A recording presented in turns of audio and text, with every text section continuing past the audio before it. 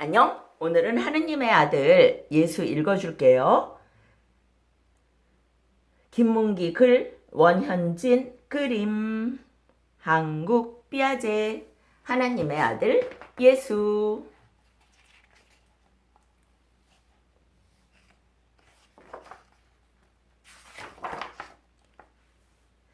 거리는 반짝반짝 불빛으로 넘쳐나고 여기저기 즐거운 노랫소리가 흘러나와요. 고요한 밤, 거룩한 밤, 기쁘다 구주 오셨네. 만백성 맞으라. 사람들은 두 손 가득 선물을 들었죠. 뭐가 그리 즐거운지 입가에선 웃음이 가득하고요. 집집마다 가족들이 둘러앉아 맛있는 음식을 먹네요. 그 옆에는 멋지게 꾸민 크리스마스 트리가 있었죠. 아하, 이제 알겠다고요? 맞아요. 바로 크리스마스예요. 크리스마스는 예수님 탄생을 축하하는 날이죠. 온누리에 사랑을 전한 예수님 어떤 분일까요? 동방박사들과 함께 별을 따라 예수님이 태어난 곳으로 가볼까요? 구세주가 나셨다. 이스라엘은 역사가 참 깊은 나라. 하지만 다른 나라들이 계속 쳐들어와 이스라엘에 사는 유대인을 괴롭혔어요. 이스라엘은 아시리아에게 나라를 빼앗기기도 했고 이집트 노예 생활도 했어요. 이번엔 로마 제국의 다스림을 받았죠. 그렇게 오랜 세월이 흐르며 유대인에겐 간절한 바람이 생겼죠. 하늘이 우리를 이렇게 내버려 두지는 않을 거야. 맞아. 이제 곧 우리에게 구세주가 나타날걸? 저 반짝이는 별들을 봐. 유대인은 낮이나 밤이나 구세주를 기다렸죠. 여러분, 구세주가 나타났대요. 어서 가봅시다. 사람들은 구세주가 나타났다는 곳으로 몰려갔어요. 그러나 이내에 실망하고 말았죠. 유대인의 뼈아픈 괴로움과 슬픔을 해결해 줄 참된 구세주가 아니었으니까요. 그즘 나사렛이란 동네에 아름답고 순결한 처녀가 살았죠. 목수인 요셉과 곧 결혼하기로 약속한 마리아였어요. 그런데 결혼 전에 마리아가 아기를 가졌어요. 실망한 요셉은 마리아와의 결혼을 조용히 물으려고 했어요. 그때 한 천사가 나타났죠.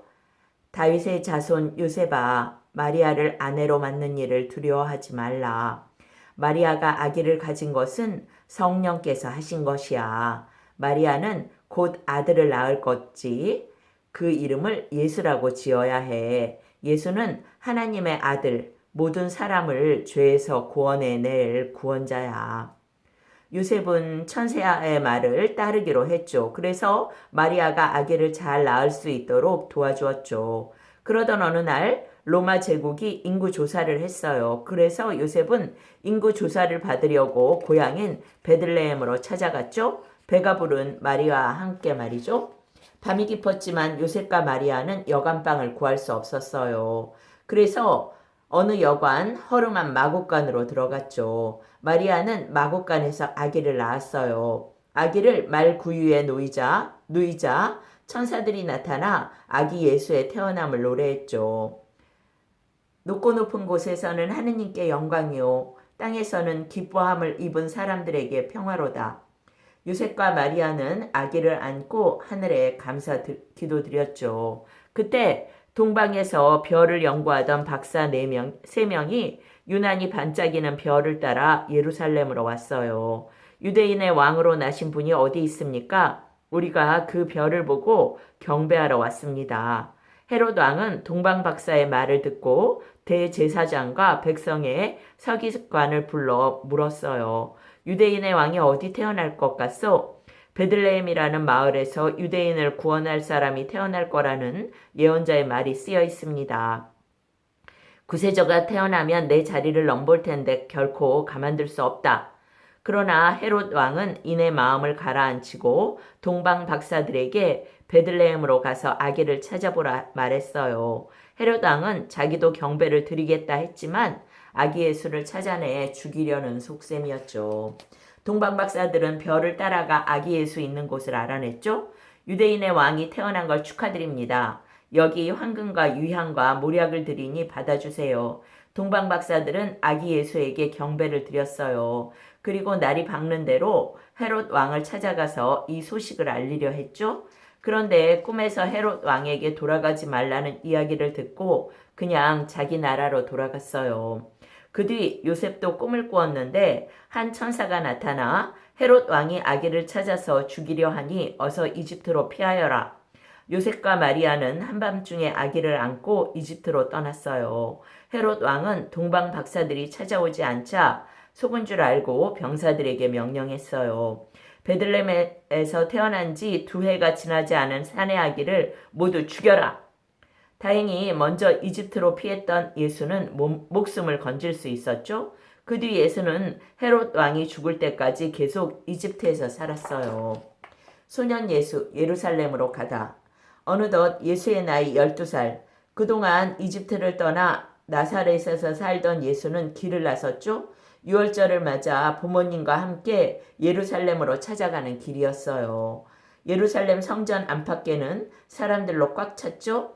게다가 하나님께 바치려고 끌고 온 어린 양이며 비둘기까지 뒤섞여 엄청 시끄러웠죠. 예루살렘에서 모든 일을 마치고 하룻길을 돌아가던 마리아는 예수가 없어진 걸 알았어요. 요셉과 마리아는 안절부절 못하며 고향 사람을 만날 때마다 물어보았죠. 우리 예수 못 보셨나요? 네, 못 봤는데요. 요셉과 마리아는 예수를 찾으면서 예루살렘으로 다시 갔어요.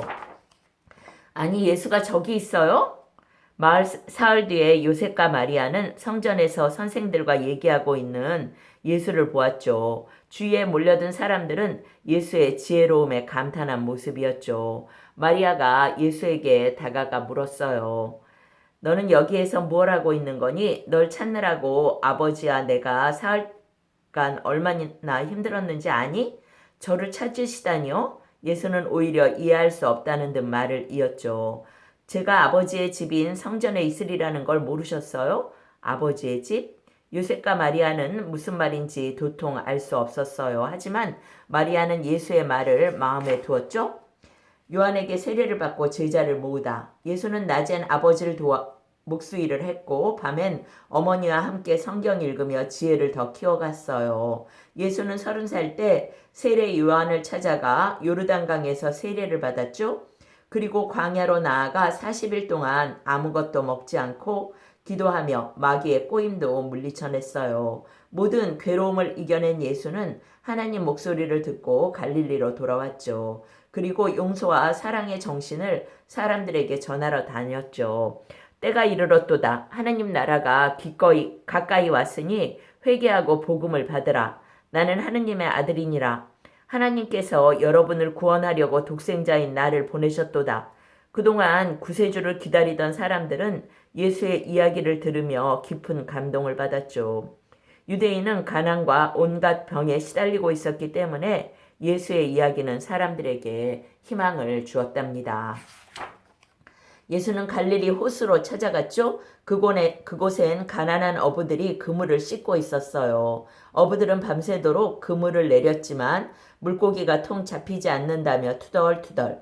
예수는 배에 올라 어부들에게 말했죠. 저기 깊은 데로 가 그물을 내려 물고기를 잡으세요.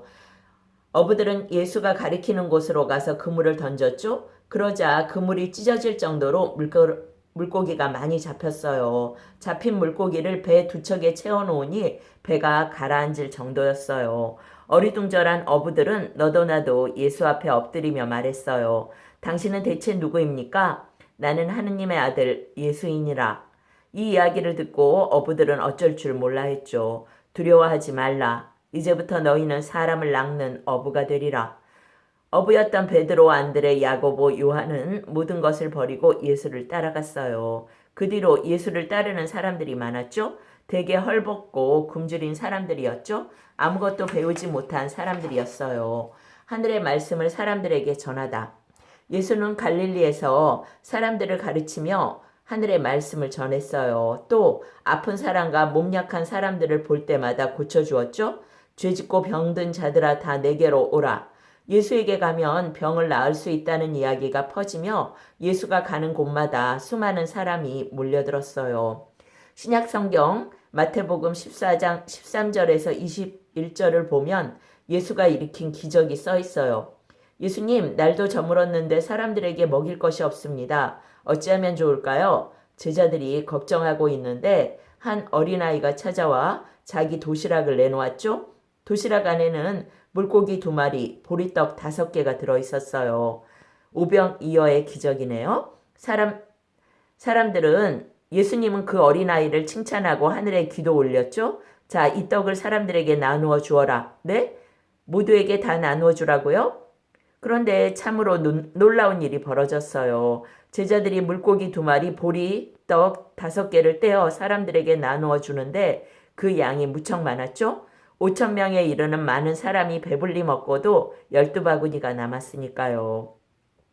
이 기적은 생명의 떡인 예수로 말미암아 모든 사람이 생명을 얻었다는 뜻이에요. 또 예수가 신으로서의 능력을 가졌다는 뜻이죠. 어느 날 사람들은 죄 지은 한 여자를 붙잡아 유대인의 관습대로 돌로 쳐 죽이려고 했어요. 그러다가 예수를 시험해 보려고 이렇게 말했죠. 예수님, 당신은 나쁜 짓을 한 사람도 사랑하라 하셨는데 이 여자도 벌을 주지 않고 용서해야 할까요? 그렇게 되면 이 세상은 악한 사람으로 가득 찰 것입니다. 이 문제를 어떻게 생각하나요? 죄 지은 사람에게 벌을 준다면 모든 사람을 사랑하라고 한 말이 거짓이 되고 그렇다고 벌하지 않는다면 세상 질서는 무너지기 마련이죠. 예수는 사람들을 향해 외쳤어요. 죄 지은 사람은 벌을 받아야 하느니라. 그러나 벌을 내릴 사람이 죄를 지었다면 그 자격이 없느니라. 여러분 가운데 죄 없는 사람이 있다면 저 여자를 향해 돌을 던져라. 사람들은 예수 말에 뜨끔했어요. 그리고 자기에게도 죄 있다는 걸 부끄럽게 여겨 하나둘씩 자리를 떴지요.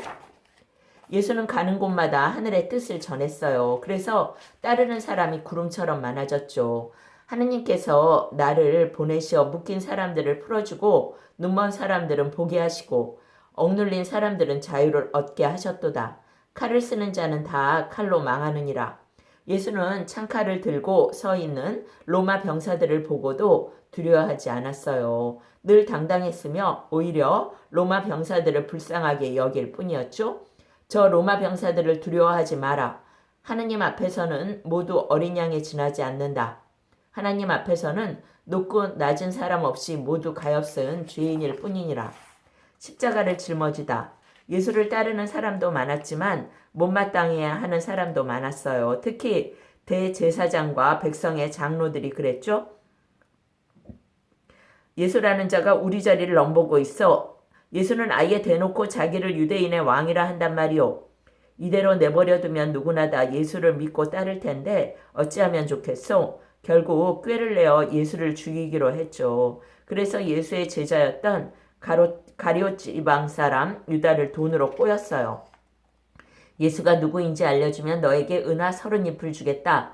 고맙습니다. 알려드릴 테니 잡아가십시오. 예수는 스스로 자기가 죽을 날이 가까워왔음을 알았죠. 그래서 제자들과 함께 마지막으로 만찬을 열었어요. 그런 뒤에 제자들을 데리고 겟세마네 동산으로 올라가 하늘을 향해 기도드렸어요.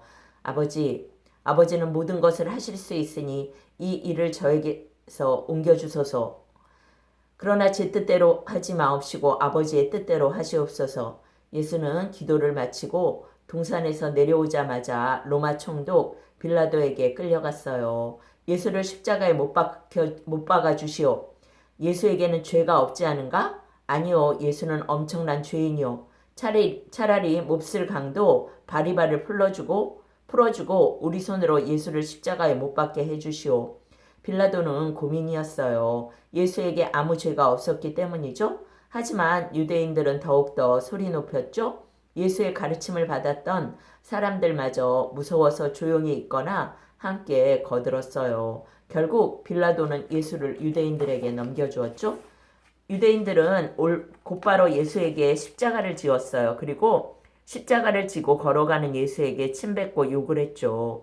예수는 십자가에 못 박혀 골고다 언덕에 세워졌어요. 그러자 대낮인데도 하늘이 캄캄해지며 어둠만이 계속되었어요. 예수는 큰 소리로 하늘 향해 부르짖었죠. 다 이루었다. 아버지, 아버지.